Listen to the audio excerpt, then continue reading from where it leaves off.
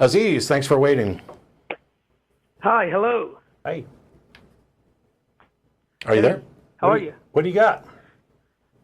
Yeah, I am a little fan of this show. My friend watched this show, and he just talked to me about this show, and I forgot to introduce myself. I am Aziz. I am from Saudi Arabia. Oh, Yeah, welcome. sorry. Yeah. Hi. Yeah. I just want to ask. Do you believe that every religion cause the extremists that they have, like Islam? Do you believe that they cause Daesh, and the Christianity they cause KKK? Do you believe that? Are the religions the sole source of it? Is that what you're asking? Yes. No. Yes. Do you believe that? No. I think what we see from religions. What do you think is the soul? So I think there are people who tend towards ideas, and if their religion tends to support those ideas and can be interpreted in such a way to foster those, then that's how you get more and more extreme. I also believe that there are people who may not tend towards the extreme, but who, if they are surrounded by a particular religious sect that is trending extreme, that those people can easily be moved there, that we are malleable. We want to fit in with the crowd, and we know that you can convince people to commit atrocities by convincing them that what they're doing is actually good. If you could convince someone to kill someone else, even if they were never inclined to actually killing another person to begin with, if you systematically break down the humanity of the other person and place them in an enemy box and make a strong case for why the world needs this person to die, I think you can move people to extremes, and I think some people are more easily moved than others, and I think that there are probably some people who won't be moved to extremes, and they will end up leaving the religion that, if it gets too extreme, for a softer version. So it's a mix. Oh, okay. Yeah. Yeah. I just want to say that Islam have 99% of the Muslim are not extremists because they know that Islam are not Islam is not about that. So where did you get the 99% number? Because there is 1.5 billion Muslim, and if you take just 1.5 billion Muslim. It also depends on what you're going to define, how you're going to define extreme. Because when we look at polls, we see, in different regions, support for female genital mutilation may be incredibly high, not to 99%, but 70, 80% in this region, and virtually non-existent in some others. And the idea of apostates being deserving of death or having the death penalty for blaspheming Allah or whatever, support for that is far above 1% in almost any region. So that's why I was. What do you think is extreme? Do you know what is 1% of 1.5 billion? It is 100 million, and there is no 100 million terrorists. So maybe terrorist would have been a better word. One of the causes. So first of all, terrorists are different from extremists. They're probably the extremist of the extremists. But for example, there's a video online that you can go watch where you have a bunch of Muslims in the UK who are asked specific questions about what they would support and their views and what they would support as far as, stoning women and other honor killing type things, as far as what they think is good. far greater than 1%. Whether or not they actually take action on that is a separate issue. Oh, okay. Okay. I would think that if let's say there's 50% of Muslims in a particular area advocate for death for apostates, they're not all going to run around. But like they're not all. But like these people do not reason. I am in the Mecca university, and we learn things there. And we when we sit with these terrorists, when we sit with these extremists, and we try to reason with them, they just shout and they don't want to reason because when you show them when you show them Islam, they realize that they are wrong, and they just shout or they just scream, and they said, you are a kafir, you are a kafir. And these people do not reason. These people, when you talk to them, these people do not reason. Welcome to our world. And that's. I would argue that they do, and that everybody does. But what you're basically saying, I can understand that they are not responsive to your attempts to sway them. Yeah, if you just sit with one of these extremists, one of these people that says, honor killing is from Islam, and you sit with them with a real Muslim who knows. Oh, a real Muslim. Yeah. How do we determine who's a real Muslim? How do we determine who's a real Muslim? Forgive me for using real Muslim. I meant like a person who studied Quran. Okay. You don't think that there are extremists who study the Quran and have a different interpretation than perhaps you do? I think that there is no extremists that have gone to Mecca University, because in Mecca University, the first thing they teach us is to search for errors in the Quran, and if we find one, we try to reason. So you're saying there are errors in the Quran? No. But if someone you said that the first thing they teach you is to look for errors in the Quran, and if you find one, but so nobody's ever found one. Because I have seen many atheists and many Christians reading the Quran, and they just interrupt it with their own mind, and they just put aside the teaching of the Prophet. They put aside every explanation that the Prophet have put forward, and they just said, this is Islam. But if they read... That's not what I'm at. So are there errors in the Quran? No. Then why would they teach you to look for errors if there aren't any? They teach you to read the Quran like if an atheist read the Quran without any explanation from the Prophet. They're teaching you apologetics. No. Okay, look. The Islam as a religion was taught to us by the Prophet, right? I don't know. I know that's the claim. Yeah. I'm not. Yeah. But I don't know that. I don't consider the individual who's being cited an actual prophet. Sure. He taught us Islam, and there is no verse in the Quran unless you find an authentic hadith that he talked about this verse. And I don't like when the people read the Quran and they interrupt it as they like. And that's what terrorists do. When you sit with the terrorists, they use verses like kill them wherever they found them.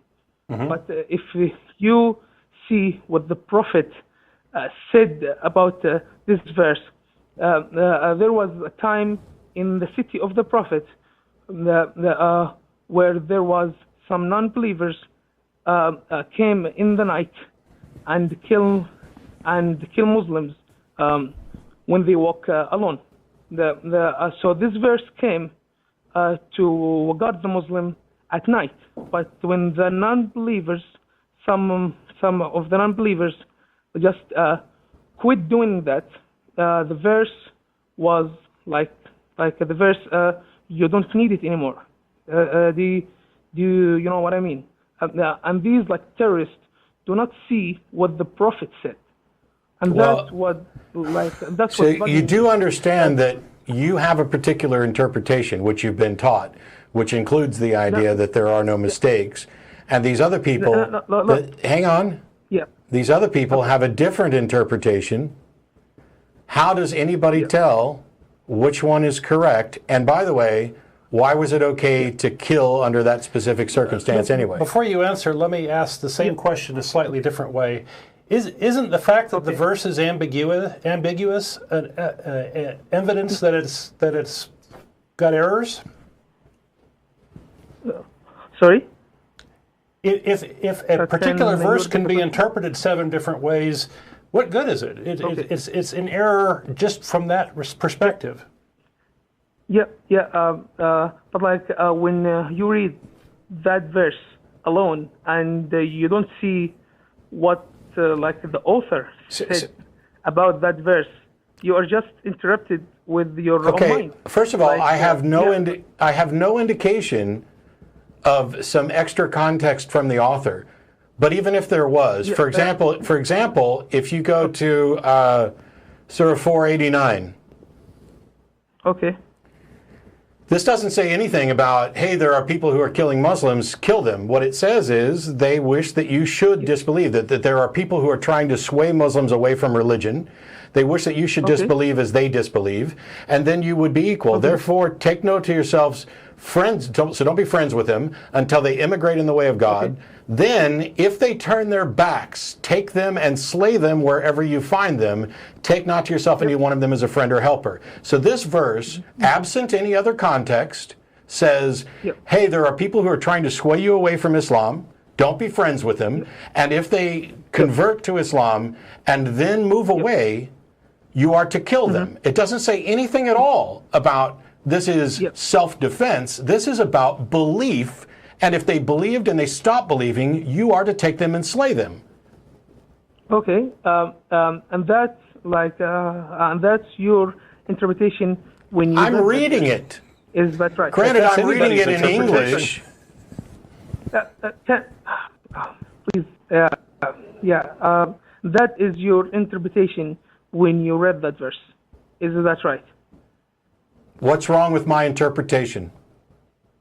Yep. The correct interpretation is what the prophet says. So the prophet didn't say this? The prophet didn't say this? No. This is the word of God. But you got to see how the prophet acted on it. No, I don't. No, I don't. No, I don't. No, I don't. No, I don't. If this is the word of God and the prophet acted differently, then the prophet is in conflict with God. Bro, please, look, God sends messenger, God says prophet with these books, so people does not, get these books and do whatever they want. This isn't saying do whatever you want. This is saying kill apostates. If you made a book, okay? Yep. If you made a book, and someone just took one line from that book, and that line was like saying, if someone doesn't believe. So if I read the next one, does it tell me that the last one was wrong and that I should interpret it a different way? No. I would not write a book that says kill people who don't believe. There's no way. If my goal is to tell people how to live their life, there is no way I would write that phrase at all, because Because even if I wrote it and intended to clarify it later, or have some prophet clarify it, I don't know why prophets need to clarify the Word of God, why the Word of God isn't clear enough on my own. But if I'm God and I write a passage that says, if anybody believes and then turns away, you are to take them and slay them, I am a fucking monster. Yeah. Hang on. Yeah. And if I later often offer to correct it, to say, no, I didn't really mean, then I'm a fucking idiot. Bro, why do you swear? Why do you swear? Why shouldn't I swear? I'll tell you exactly why I swear. Because I'm talking to someone. We are talking politely here, bro. No, we are talking politely. We are talking politely. What is your objection to the word fuck? Islamic countries have different sensibilities. So here's the thing. I'll retract it. If I do that, I'm an idiot or a monster. We can remove the F word from it if that's what's really standing in the way. But the reason that I include those words is for emphasis, because we're talking about 1 billion people who are convinced, many cases like you, that this is the perfect Word of God, and then they do a tap dance about what is the correct interpretation, or what did the prophet do with regard to this, and they sit here and you make an argument like the one you just made to me, which is, hey Matt, if you wrote a book like this, I wouldn't write a book like this. It's inhuman. I would never say, go kill people. Wait a minute, I was just teasing. That's stupid, because if the later passage gets removed, or separated, or if somebody says, no, the later passage doesn't clarify 489, it clarifies this other passage over here. Now I'm leaving it all in the hands of people to interpret. And if what I've given them to interpret says kill people who stop believing, I'm an ass. I am a monster. I am instructing people in inhuman things. And the fact that you aren't willing to kill people doesn't mean that you have the correct interpretation. God didn't leave people to make sense of this. Did God write that passage? He sent a prophet to enforce How do you know that? These law. How do you know that? And what kind of God says that passage and then sends a prophet to correct it?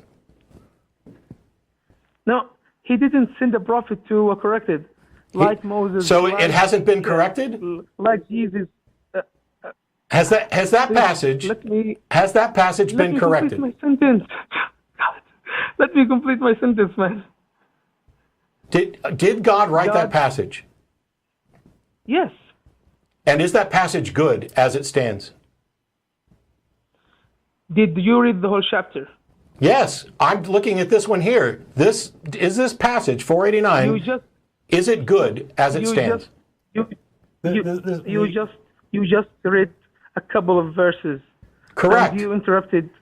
So these were put in order by length. So are we talking about the original order, or are we talking about the one that's just slightly longer or slightly shorter than this one? It doesn't matter what the rest of the passage says, unless something in the rest of the passage says, ignore 489. No. Man. I just want to tell you this last thing, because are you going to answer any questions, or are you just going to tell me one last thing? Did God write that? You are not allowing me. He said he did. Yes. Okay. Yes. Is it good? Yes. And does it instruct you to kill non-believers? No. Then you're a liar. Why? Because it says, if they turn their backs, take them and slay them wherever you find them. That is an instruction to kill non-believers. At any time, right? I don't care.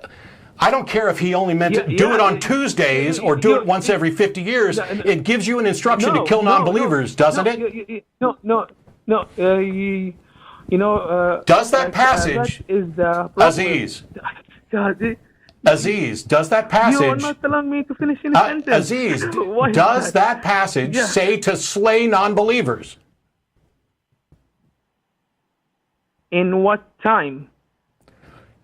Okay, now we're on to something, because you're acknowledging that it says slay the non-believers, right? Yes, In what time? I don't care what time. I don't care if it was 500 years ago or last Tuesday or last week. It says, it says, does it not, slay non-believers, right? So, right.